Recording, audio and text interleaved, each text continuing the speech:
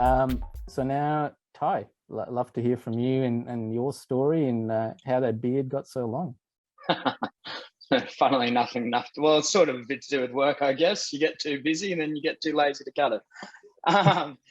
But as far as my journey goes, I've been a photographer for the last 13 years, running my own business. I got into drones about 2015. Same thing as you, Danny, real estate. The company I contracted for, we were still using a really dodgy pole setup, which I was explaining to Sean the other day.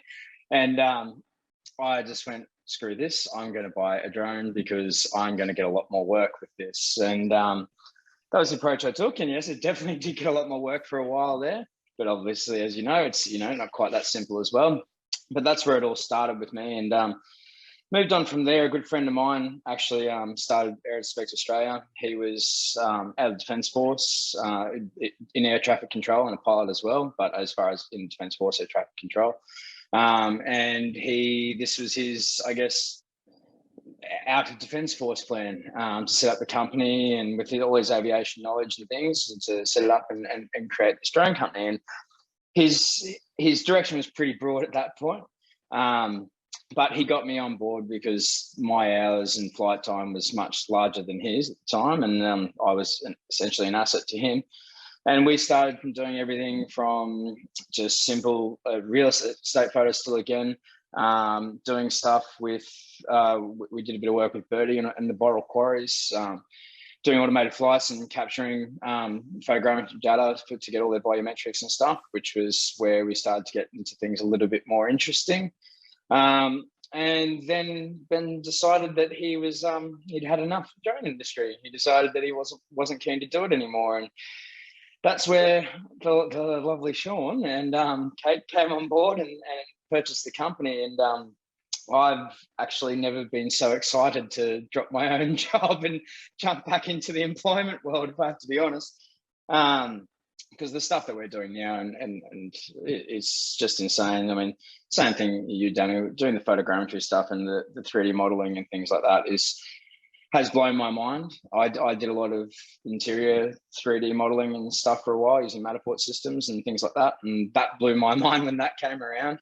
And then once I've seen all the external digital twins now we can do with drones and things like that, it's just mind blowing.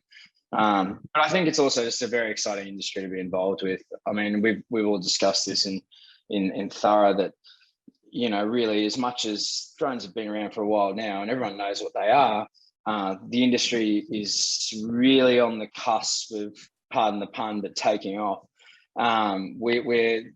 There's so many things now that are happening in the drone world, from deliveries to all the stuff that we're doing, agricultural uses, defense uses.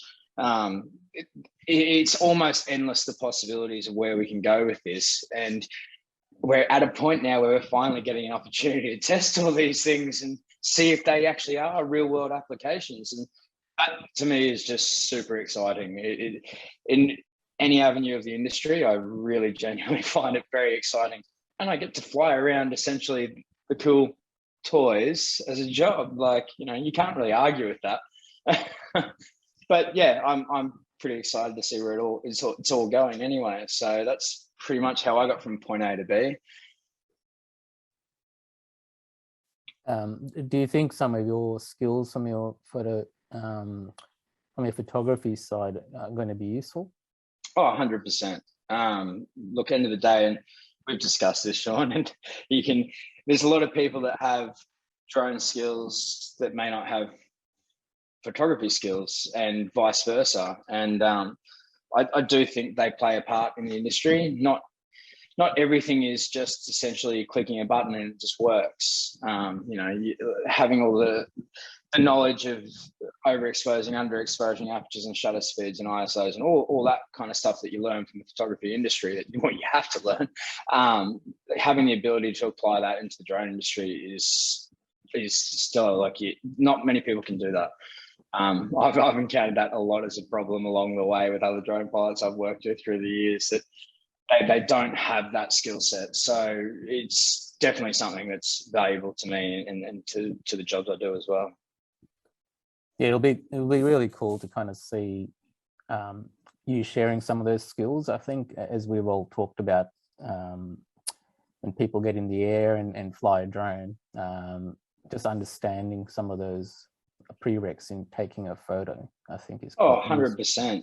I think that's, I mean, everyone's got stuff to learn from the industry anyway, but I think having those skills under your belt, regardless of what you're doing within the industry, I think the only things that wouldn't apply to delivery systems and things like that, but virtually everything else within the industry, those photography skills do come into play, which is, yeah, definitely something I'm happy to share with people and expand their knowledge base. Cool. Right on.